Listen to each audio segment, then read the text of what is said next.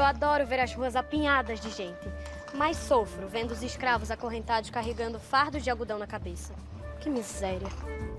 Enquanto os homens, militares ou donos de engenho, padres ou comerciantes, se punham a rebelar contra os excessivos impostos da coroa, as mulheres de famílias abastadas viviam totalmente alheias ao que acontecia fora de suas quatro paredes. Eu sempre fui diferente de todas as mulheres, porque aprendi a ler e a escrever. Assim, aprendi a pensar. Pernambuco não teria feito uma revolução se não tivesse acontecido antes, na Europa, a queda na França da aristocracia. O mestre querido foi o padre João Ribeiro, que mantinha a sociedade secreta Academia Paraíso, com livros estrangeiros proibidos no Brasil. Aqui, os jovens eram introduzidos aos mistérios da democracia e descobriam o que o Brasil desconhecia. Pela primeira vez vinha uma família inteira para cá, com caravelas, com pajens, com diversas formas de intervenção. Inclusive a cidade do Rio de Janeiro mudou completamente depois disso. Todavia, ela também requeriu para a sua presença aqui, para a sua permanência aqui, recolhimento de impostos. Porque Pernambuco estava sustentando uma corte no Rio de Janeiro com toda aquela série de inúteis ao redor do príncipe regente. Afinal, quem pode ser livre pagando tanto imposto, me diga? E no caso de Pernambuco, que já tinha uma tradição libertária, uma tradição de lutas, uma tradição de contestação ao poder central, essa presença ficou mais opressora ainda. Otília, junta mais essa minha conta que eu pago. Eu demoro, mas pago, não é, Otília? Eu pago. Meu amigo, você é meu melhor freguês, ligue pra isso não. Vamos embora, viu? Boa noite, que a rua tem de candeeiro, mas ainda é escura e esburacada. Isso provocou uma revolta com o fato de começar a se recolher imposto. Os mazombos ficavam a ver navios. E eu, filha de portugueses, ao perceber isso, ficava entre a cruz e a caldeirinha. A Revolução 17, que foi a revolução mais legítima do Brasil, ela foi uma explosão de libertação do jugo português. Pernambucanos que frequentavam como alunos a Universidade de Coimbra já liam avidamente os filósofos franceses. E os livros começaram a ser mandados para Pernambuco. E isso veio contaminar o ideário iluminista de 1817. Os jovens voltavam contaminados pelo germe dos ideais libertários da Revolução Francesa, da independência da América Espanhola e da luta pela independência dos Estados Unidos. Chega a Pernambuco pessoas extraordinárias, não só padres, mas também homens comuns, negociantes. E esses homens trazem para cá essas ideias de liberdade através da maçonaria. Era o caso de Domingos José Martins, que desembarcara nesse porto em 1813, vindo da Inglaterra, no navio de sua propriedade chamado Martins. Ele havia chegado como quem tinha uma missão: mudar o mundo, as pessoas, a vida dele e a de todos que o conhecessem. Era um predestinado. Domingos, então, contava 32 anos, e eu, apenas uma menina, mas que já pensava e agia como adulta. Cheguei com a intenção de fazer o possível pela minha pátria brasileira. E escolhi o Recife porque o comércio é promissor e as grandes produções de açúcar e algodão são do meu interesse. Aqui é um lugar de muito contraste, onde graça o analfabetismo e a miséria. E há uma tensão social latente entre os portugueses, chamados de marinheiros e pés de chumbo, e os nascidos aqui, apelidados pelos lusos de pés rapados e mazombos. Eu cheguei para aumentar a turma dos discriminados mazombos.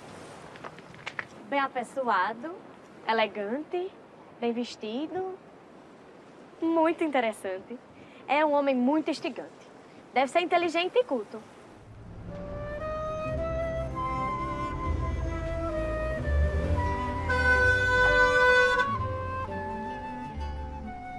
Avenida Cruz Cabugá. Foi a primeira pessoa que conheci. Antônio Cruz Cabugá. Companheiro, comerciante, frequentador assíduo dos bordéis, péssima companhia. Quando se apresentou, me disse: pernambucano da pele tostada. Devasso, o terror dos pés de chumbo, a alegria da mulherada. E tu, Tu és o tal capixaba que viesse aqui comprar todo o algodão dessa província e levar para a Inglaterra. O que é que tu trouxeste para nós? Minha ilustre presença, acha pouco? Talvez algo mais? Um vislumbre do porvir. Depois de enterar o quão bravo era o povo pernambucano. Já passou por muitas lutas e conseguiram até colocar os holandeses para correr sem a ajuda da coroa portuguesa. Diferente dos lambibotas do Rio e da Bahia que tratavam os portugueses na palma da mão, o povo daqui tinha o costume de colocá-los para correr. Eita, povo arretado! Pernambuco era uma das 3 províncias de maior destaque no Brasil, junto com o Rio de Janeiro e com a Bahia. O governador daqui era Caetano Pinto Montenegro, um homem letrado, de boa índole. E apesar de ser português e não gostar de trabalhar, era de razoável trato. No Rio de Janeiro ficava o príncipe Dom João e sua corte imprestável. Na Bahia, quem governava era o Conde dos Arcos. Homem esperto, manhoso, com a tradição de sempre vencer as insurreições dos nativos com mão de ferro. Padre, meu pai deixa me fazer tudo o que quero. Só me proíbe de namorar brasileiro mazombo. E minha mãe vivia dizer: ai, Jesus, puseste a menina a perder, survive-la. Quem é que vai casar com uma mulher que sabe mais que o marido? Padre, aposto que esses dois são maçons, não são? A maçonaria é uma fraternidade iniciática composta por homens que foram inspirados na construção do Templo de Jerusalém.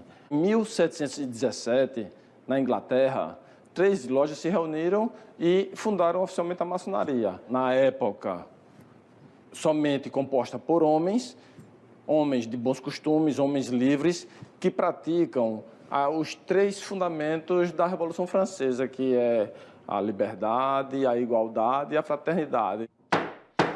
Foi na loja maçônica de Padre João Ribeiro que Cabugá apresentou-me aos meus irmãos na ordem. Os capitães Domingos Teotônio, Pedro Pedroso e José de Barros e Lima. Um homem muito valente, com longos cabelos, por isso chamado de Leão Coroado. O futuro teria reservar-lhe um ato de heroísmo. Aqui, nós, os maçons, discutíamos a independência do Brasil e a implantação de um regime democrático republicano no país. E o fim da escravidão. Buscamos as táticas e as estratégias para que possamos concretizar esse ideal de liberdade. Analisamos as experiências em outros países americanos. Tivemos que a conjuntura brasileira aponta favoravelmente a um levante. O povo tem toda a razão. Odeia ficar sustentando esses 15 mil galegos vadios no Rio de Janeiro desde 1808, foragidos de Napoleão. Dom João se desentendeu com a Espanha, mandou o general Lecó invadir o Uruguai e os custos dessa guerra caem sobre nós. E não queremos pagar por uma guerra que não é nossa. E muito menos morrer lutando nelas. Não. Isso é um vexame. Não é só isso. A cotação do açúcar e do algodão despencou na Bolsa de Londres e Amsterdã. A recessão é grande. E a seca braba no sertão. O preço dos alimentos disparou, deixando o povo furioso. Mas... É um poço de vaidade. Preciso me retirar. Meu pai não pode sonhar que estou a conversar com o mazombo. Ele prefere me ver casada com um caixeiro português pobre do que com um pé rapado, como ele diz. Mas, meu Deus, que pé rapado. És ousada como uma autêntica pernambucana. Lá, isso sou, vice. Mas é bom não me iludir. Deve se achar melhor do que os outros, deve ser mimada. Como qualquer português. Tenho que dizer-lhe que o senhor é muito inteligente e moderno. Conheço poucos homens inteligentes. E foi depois desse primeiro encontro irresistível e misterioso que eu e Domingos nos pusemos a namorar secretamente. Minha mãe pensava que eu estava nas mãos. Tia, vamos embora, que a missa está acabando.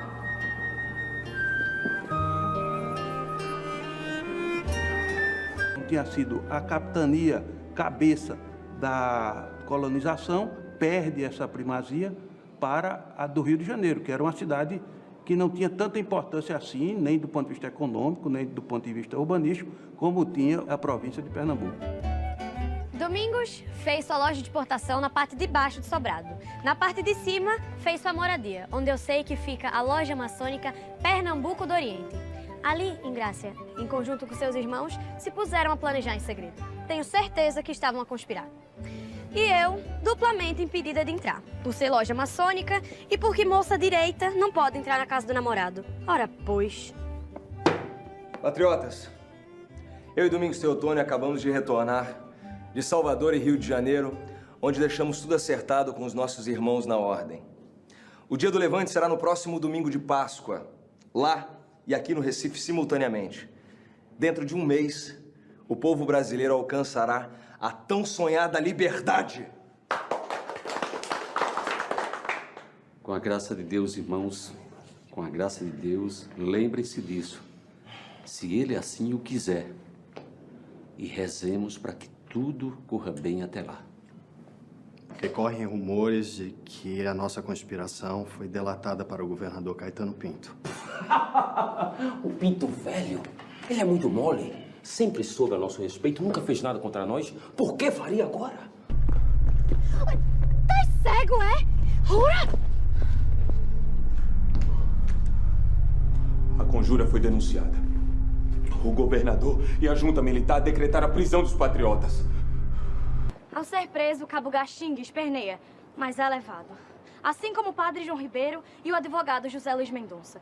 Os civis foram encarcerados na cadeia pública e os militares foram encaminhados para a Bahia à forca. Todos eram maçons, incluindo Domingos. Entendi tudo de uma vez. Mas e Domingos?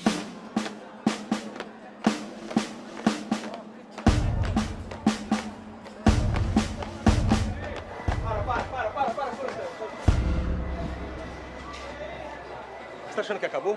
Eu não acho nada. A senhora tá achando que acabou? Você tá achando que acabou? Você sabe o que aconteceu depois?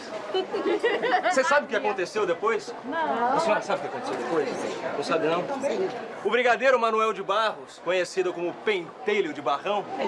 Pentelho de Barrão, exatamente. Devido ao seu peculiar abrutalhamento, resolveu cantar de galo no terreiro e mostrar quem é que manda. Incompetentes! Nada neste país funciona! Não conseguem nem formar-se com presteza, imbecis! Capitão Domingos Teotônio Jorge, você está preso! É inadmissível sua sublevação contra o príncipe regente. Soldado! E apresente-se no forte de 5 pontas! Saia! Capitão José de Barros Lima. Está surdo, canalha? Ou está com medo? Vai borrar-se agora? Ou esperar para cagar as calças quando estiver a caminho da forca? E aí, depois? E depois? A senhora sabe o que aconteceu depois? Não. Ele deu de cara com um leão. O leão coroado. Dá licença, por favor. Dá licença, meu tio, por favor.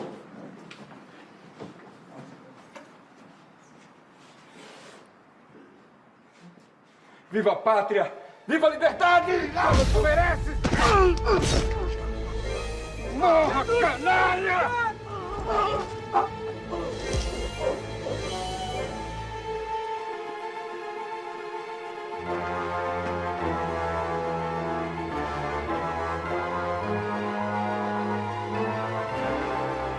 Viva a liberdade! Viva! Começou a revolução!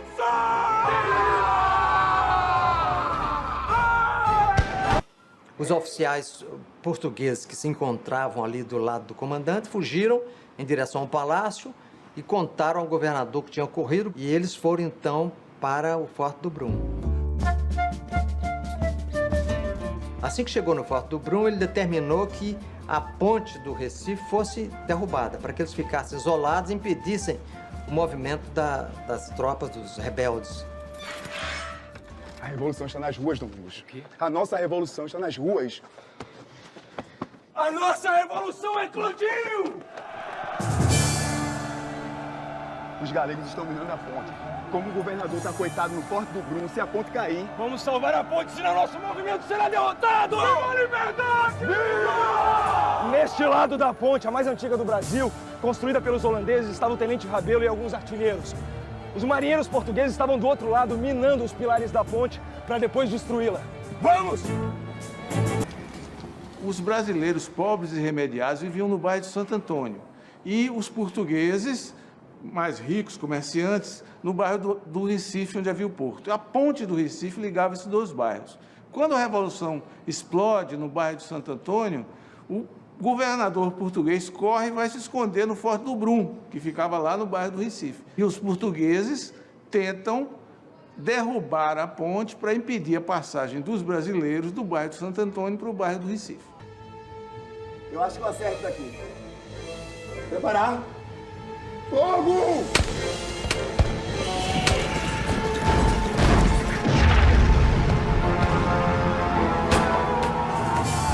Então, Tenente Rabelo, famoso por sua pontaria e pelos olhos de águia.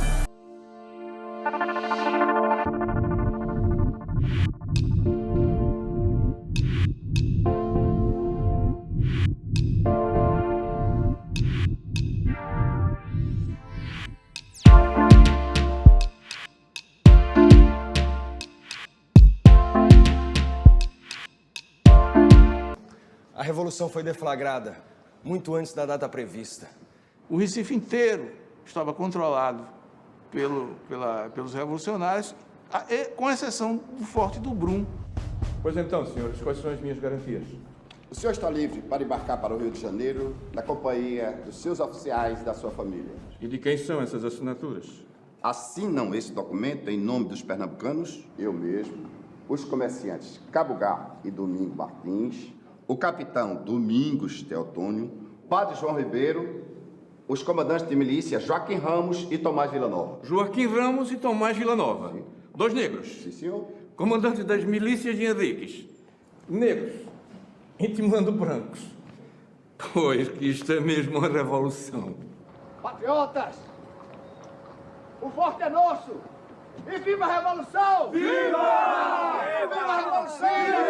Foi uma tarde inteira de combates, de luta. Os portugueses tentando se escondendo nas suas casas, se escondendo nas igrejas, tentando alcançar até a nado os navios que estavam ancorados no porto.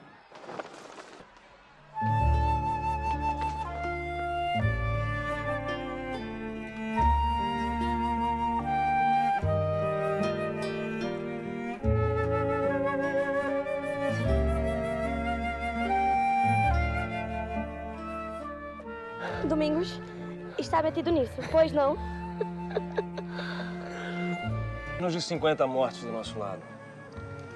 Preço baixo, uma revolução que contava com 1000 combatentes civis, mal armados, mal formados, entre eles os Henriques, tropa formada por negros livres.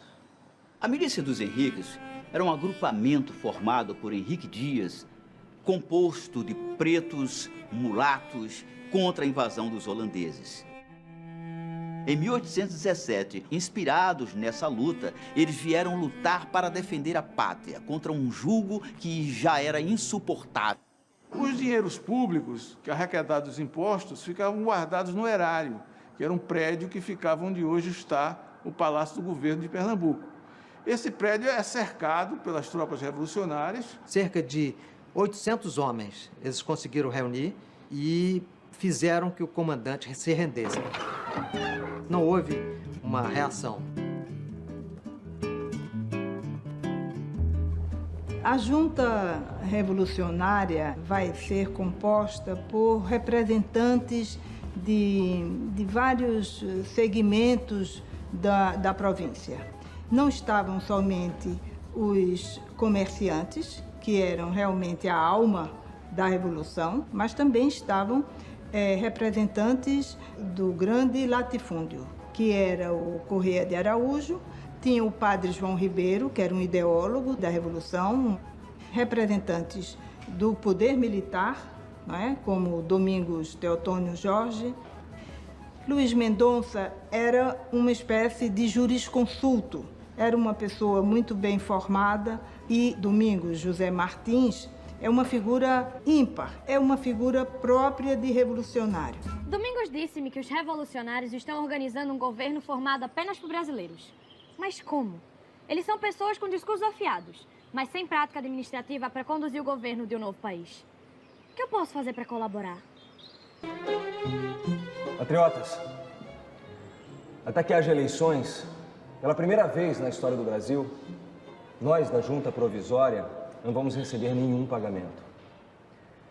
Nossas recompensas hão de ser a estima concedida aos beneméritos da pátria. E ninguém mandará mais do que o outro.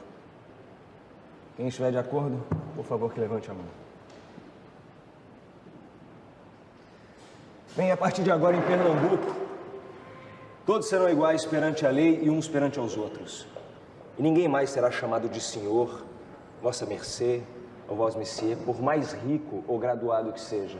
A partir de agora, o tratamento de uso geral será o vós. E no lugar de senhor, utilizaremos o termo Amigo Leão Coroado, que matou o brigadeiro. E outro pro meu amigo Pedro Pedroso, que deu o grito de guerra. Patriotas, a revolução arrebentou aqui em Pernambuco prematuramente. Sem o Rio e sem a Bahia, como havíamos combinado. O Sul já deve ter tomado conhecimento do nosso feito. E os nossos irmãos patriotas de lá serão impedidos de agir. Nós teremos que enfrentar os galegos sozinhos. Estamos prontos para isso? Da capital aderiu à revolta, mas não tem nenhuma experiência com guerra. Mas tem bravura, Pedro Pedroso. Pernambucano não arrega, não. Ninguém aqui veio ensinar a gente a expulsar o holandês, não. Foi só o tempo de cuspir no chão que eles correram tudinho. Falou a sabedoria africana. Mas com todo respeito ao povo patriota, a gente não pode contar com ele para sempre. Vai que, de uma hora para outra, ele sente saudade do rei. Esse povo, que foi o maior responsável pela vitória da nossa revolta em 6 de março, é ignorante, é supersticioso, desconhece as pessoas, unicamente porque nunca tiveram instrução. Precisamos das milícias dos grandes proprietários do interior, que por hora nos apoiam, mas que podem se virar contra nós se decretarmos o fim da escravidão. O futuro da nossa revolução, dependendo das mãos dos grandes proprietários. Mas olha quem diria.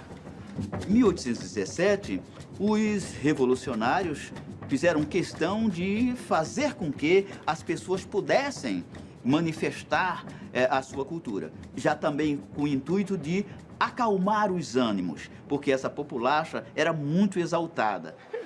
Patriota, precisamos encontrar uma estratégia para nos livrar dos portugueses. De uma vez por todas. Como, Cabugá? Como tu vais conseguir esse apoio? Antônio, escreve aí. Desde que Napoleão foi derrotado há 3 anos atrás, há muitos oficiais franceses instalados nos Estados Unidos. Eu posso conseguir alguns deles para treinar nossos soldados. Navios de guerra, armamentos modernos. E daremos o quê em troca a eles? Ora, Napoleão está preso na ilha de Santa Helena, no meio do Oceano Atlântico. Nós podemos libertá-lo e trazê-lo para cá. Já pensaram nisso? Napoleão Bonaparte em Pernambuco? Isso é retado!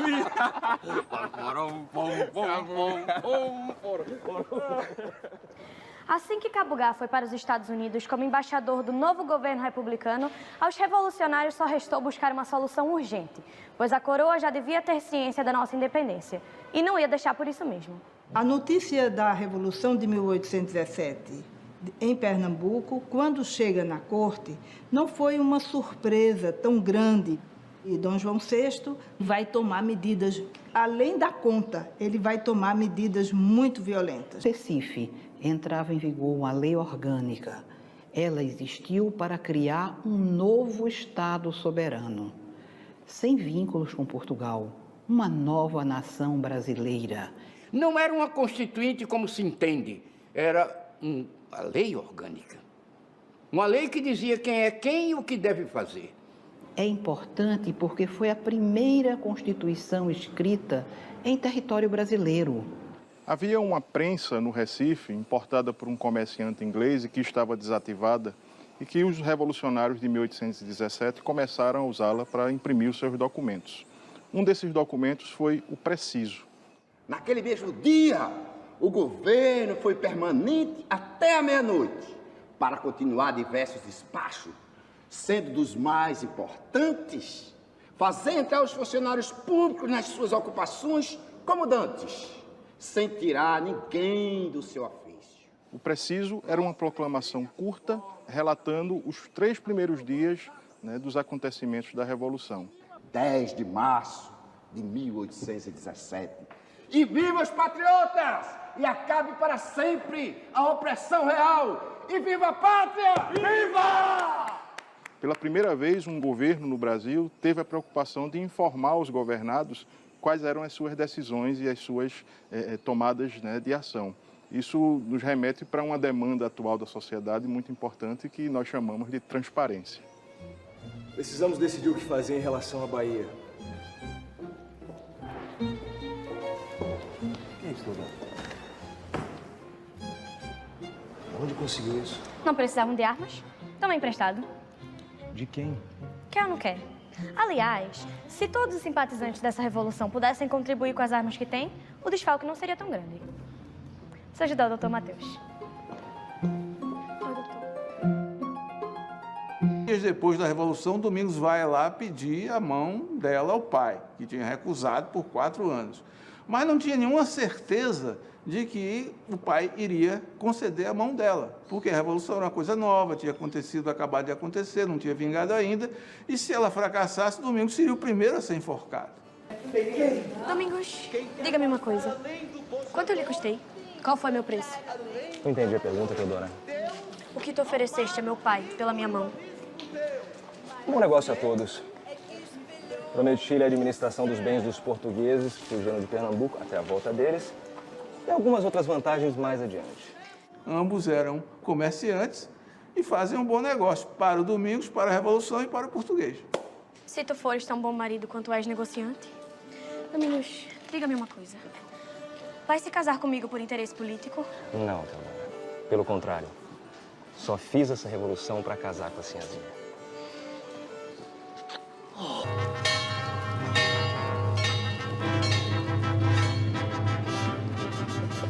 Tem duas tais lindas de cabelo curto. Igual das operárias da Revolução Francesa. As heroínas revolucionárias que foram guilhotinadas não merecem ser esquecidas, não acha? Acho. Amo-te. Para sempre. Também amo-te. Amo-te muito, meu Domingos José Martins. Uma coluna revolucionária paraibana, organizada por patriotas maçons, saiu do distrito de Itabaiana em direção à capital e se transformou num imã, atraindo multidões. A comemoração é grande em toda a província. Depois foi a vez do Rio Grande do Norte. Os proprietários da Vila do Crato, no sertão do Ceará, também estão indóceis e cansados de trabalhar para pagar impostos à coroa portuguesa. A destemida fazendeira, viúva, criadora de gado, Bárbara de Alencar, e seu filho Tristão Gonçalves preparam o terreno para unir-se aos revolucionários pernambucanos. Sou descendente de Bárbara de Alencar. Ela foi uma grande liderança e ela foi uma pessoa muito além do seu tempo. Arregimentou os comerciantes e os produtores da região para que se rebelassem contra aquilo. Não só contra os impostos, mas contra o próprio jugo português. Seminarista em Olinda, José Martiniano de Alencar, o outro filho de Bárbara de Alencar, conversa com os revolucionários, volta à terra natal e proclama a revolução, com apoio da família e do povo. No Brasil daquela época, todo homem entre 15 e 60 anos de idade estava vinculado a uma milícia ou uma ordenança. Eram grupos civis armados sob o comando dos homens, no interior principalmente, sob o comando dos homens mais ricos, dos grandes proprietários de cada distrito. Então, quando a Revolução irrompe, começam a chegar do interior essas milícias para apoiar a Revolução. Mas esses homens deverão ser treinados e engajados em novos batalhões. Sou contra o perigo da enchente escrava. Passada a Revolução, haverá insubordinação dos negros, pois dia a dia cresce a insolência e a soberba deste povinho desqualificado e vão querer se achar iguais a nós e até querer casar com as mulheres brancas.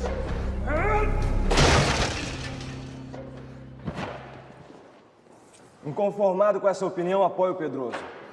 Mas somos votos vencidos. E fica decidido pela maioria que os voluntários sejam mandados de volta.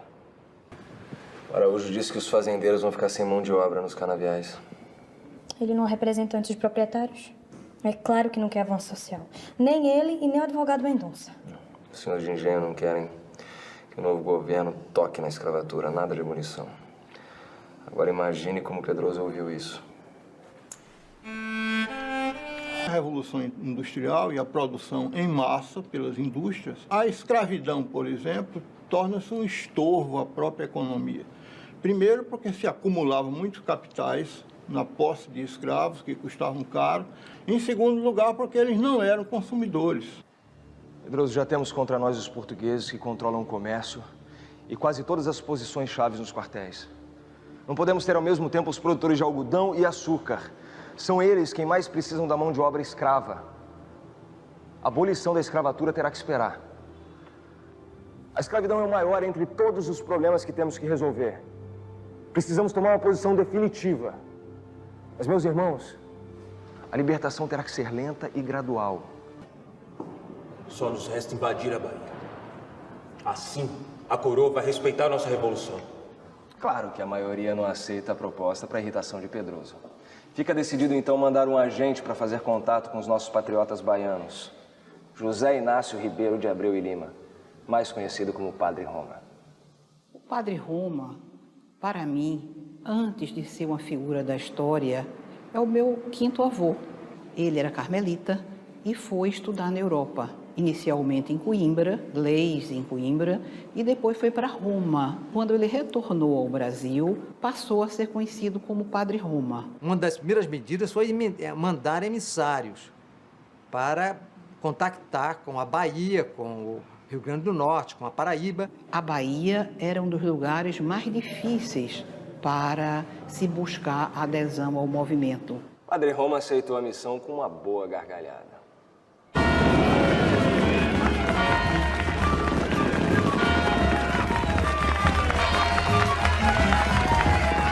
No dia 2 de abril, aconteceu a bênção e o juramento da primeira bandeira brasileira.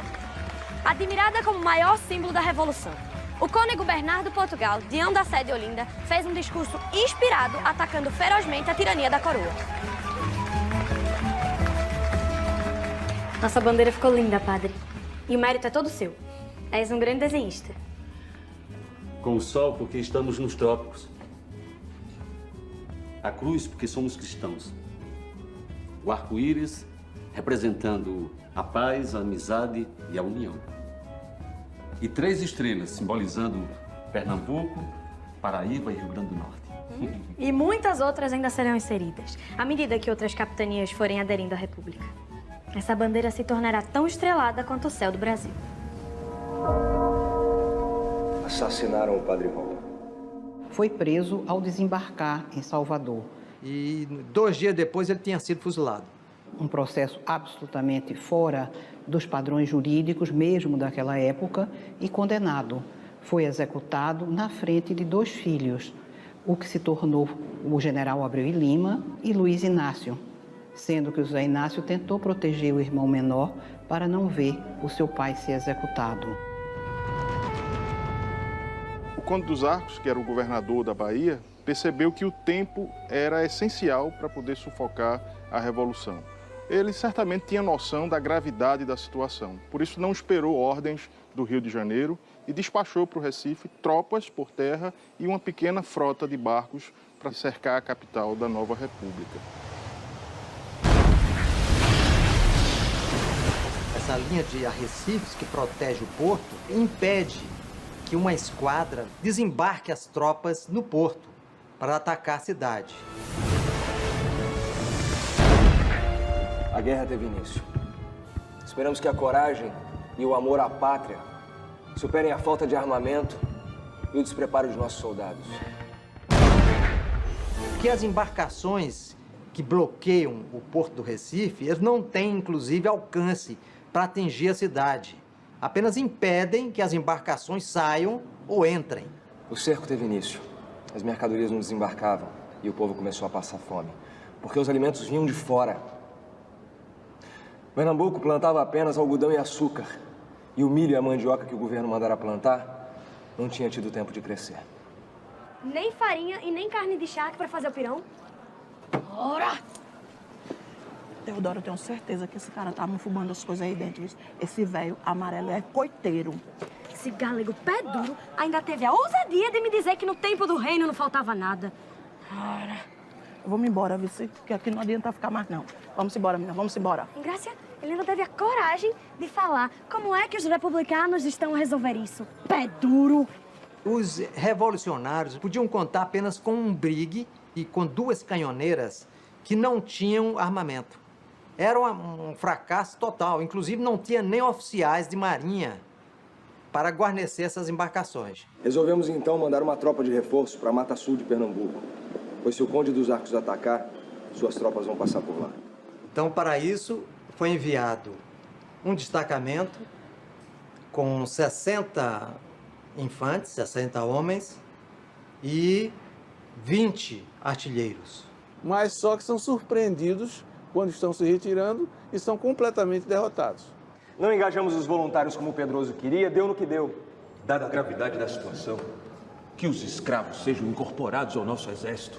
Precisamos urgentemente de tropas. Os escravos são quase 1/3 da população. Seus braços serão úteis para a nossa luta. Pedroso está certo. Então que se libertem, pelo menos, os cativos que queiram sentar praça no exército. A situação é de guerra. Nossa pátria corre perigo.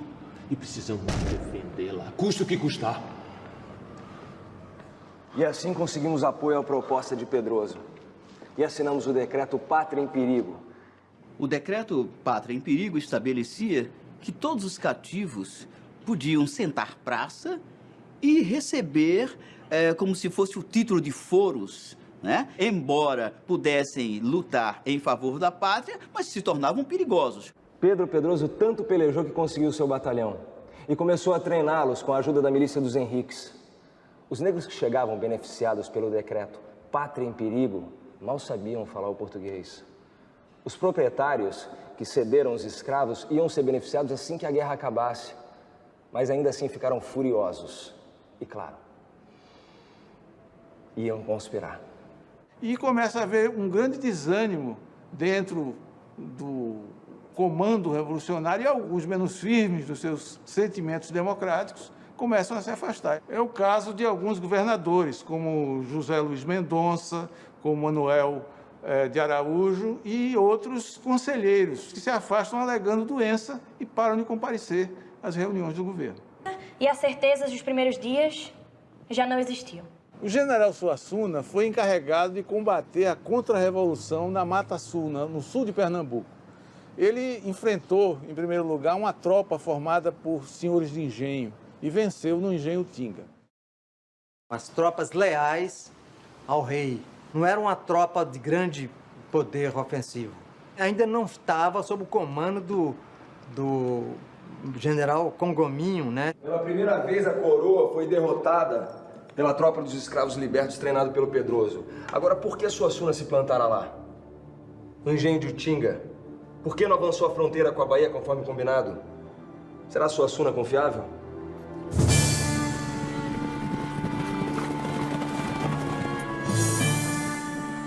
O Marechal Congominho vem, então, da Bahia, e esse avanço que se torna a maior ameaça para a Revolução. Os donos de engenhos, as pessoas os lavradores que eram encontrados, os índios se incorporaram à tropa do rei.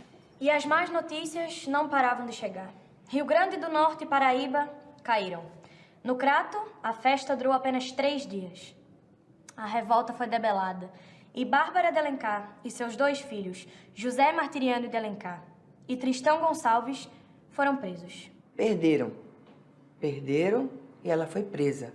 Foi a primeira presa política do Brasil por 5 anos e, ao ser solta, não renegou o seu passado e continuou a sua história.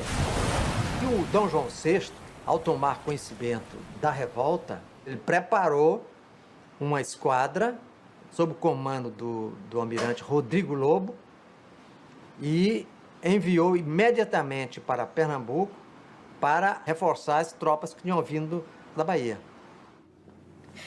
A situação estava mais do que crítica quando meu pai procurou meu marido com uma proposta. Daria 40 contos de réis para que fugíssemos para outro país. Quando a situação esfriasse, voltaríamos. Domingos ficou em silêncio. Meu pai, então, dobrou a proposta. 80 contos de réis. Domingos se manteve calado. E meu pai se retirou cabisbaixo. Domingos Martins veio encontrar-se com ele, o general Suassuna, mas os dois não se entenderam. O Domingos, então, continuou em frente com a pequena coluna e ele ficou com o grosso da tropa. Eu, como governador da República, fiquei com uma pequena coluna. Mas tudo bem, faz parte. Cada macaco no seu galho. Suassuna partiu em direção ao Engenho Trapiche e nós avançamos ao sul. A tropa do general Suassuna tinha cerca de 400 homens e o exército inimigo tinha uns 2.000. Eles resistiram ainda durante um bom tempo e são completamente derrotados. Domingos Martins estava lá em Porto de Galinha, eles estavam tranquilos, descansados, achando que o exército inimigo estava longe ainda. Só que ele já estava bem perto.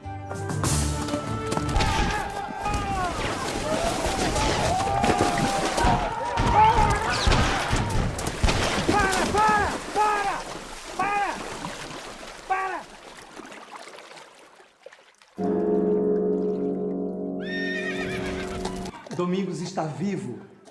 Ele está vivo. Acuado, sob a liderança do general Domingos Teotônio, o governo provisório chega a uma conclusão.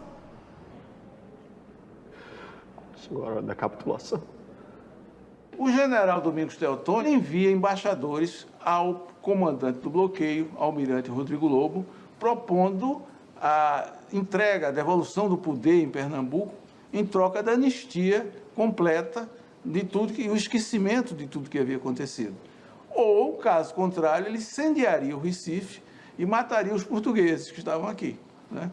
O Rodrigo Lobo, sabendo que ele não iria fazer nada daquilo, responde apenas submissão sem condições. E aí, quando os embaixadores voltam, não encontram nem sequer mais o Domingos Teotônio. Ele já havia saído da cidade com uma tropa. O que foi que esses revolucionários fizeram derrotados? Devolveram o dinheiro ao erário público que eles encontraram quando eles tomaram o erário. E por que estás a me trazer isto? Queremos entrar para a história como revolucionários, jamais como ladrões. Para que a memória, né, das ações daquele governo republicano não ficasse suja por uma ação, né, corrupta, uma ação delituosa. Ética e moral. Este o maior legado.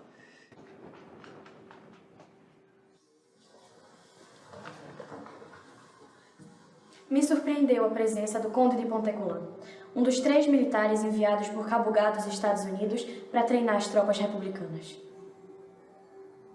Antônio Cruz Cabugá. E eu que nunca acreditei em suas promessas. Chegaste tarde demais. Domingos está em Salvador, preso. E condenado à morte.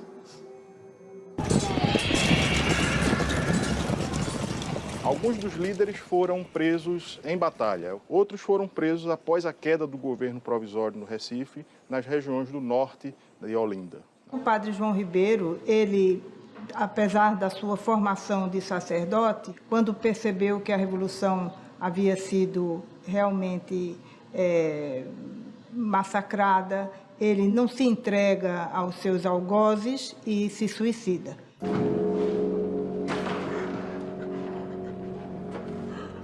Padre João Ribeiro.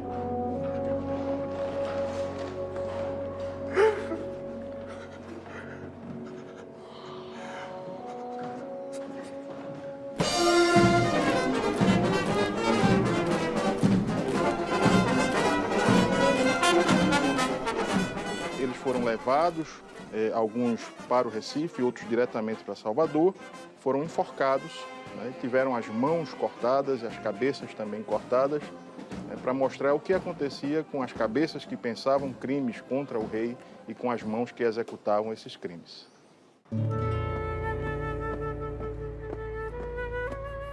Pelotão! Meus ternos pensamentos, que sagrados, me fostes quase a paz da liberdade. Em vós não tem poder a iniquidade. A esposa voai, narrai meus fados. Dizei-lhe que nos transes apertados Ao passar desta vida à eternidade, ela da alma reinava na metade, e com a pátria partilha os cuidados.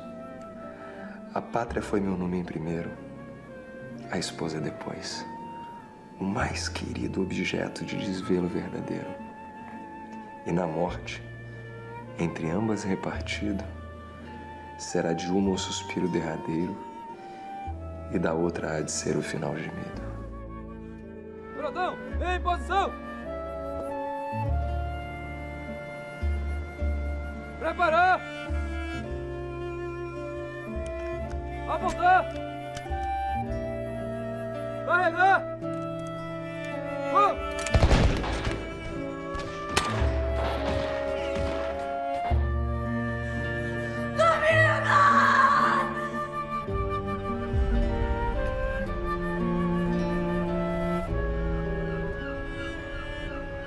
O ano de 1817 passará. A devassa também um dia acabará. Quando o príncipe foi coroado, Dom João VI mandou suspender o Tribunal de Alçada de Pernambuco. Dos 180 presos que havia aqui, 72 foram libertados e 92 foram levados para Salvador. Além de condenar à morte os líderes da Revolução, incluindo o meu Domingos. Por anos ainda, mais de 150 de patriotas permanecerão nas prisões. Continuando a saga de castigos aos pernambucanos, Dom João VI nos tirou a comarca de Alagoas. Não satisfeito, ele mandou apagar a Revolução de 1817 da história. E por que a sua memória, pela corte e pelos historiadores oficiais, foi diminuída? Porque ela era realmente muito grande. Foi a única revolução anticolonial que chegou, de fato, a tomar o poder em toda a história da monarquia portuguesa. Todos os compêndios de história eram escritos no Rio e São Paulo. Promoveram exageradamente a Inconfidência Mineira. Se soubéssemos mais a história do século XIX, teríamos compreendido melhor o século XX. A Revolução Mineira foi um projeto, foi uma ideia, não passou daí. Os brasileiros teriam feito mais acertos do que os erros que cometeram. Falar de liberdade, falar de fraternidade, falar de igualdade, não, era muito estranho. Por isso, nós fomos esquecidos. Domingos sempre me dizia que se o movimento de 1817 não fosse bem sucedido, dali a 5, 10, 20 anos, seus objetivos seriam alcançados. Teodora, querida, um dia acabará a corrupção, a violência e a miséria no Brasil. E todos os homens e mulheres serão livres. E haverá de fato justiça, liberdade e fraternidade. O Brasil não dependerá de nenhum outro país estrangeiro. E certamente a nossa luta terá valido a pena.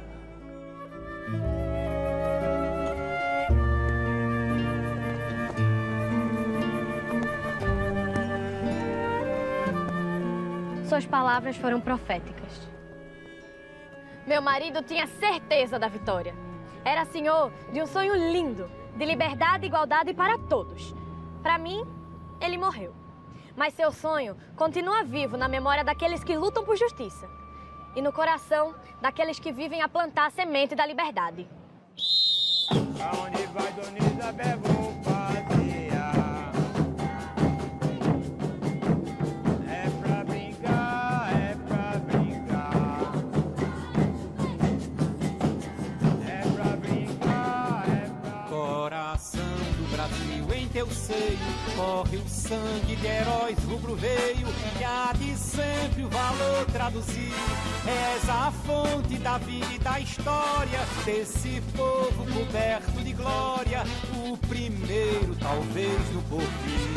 Salve a terra dos altos fogueiros, de beleza soberba estendal, Nova Roma de bravos guerreiros, Pernambuco imortal, imortal. Esses montes e vales e rios proclamam proclamando o valor de teus brios, reproduzem batalhas cruéis. No presente és a guarda avançada, sentinela indormida e sagrada, que defende da pátria os lauréis. Salve a terra dos altos coqueiros, que beleza soberba estendal.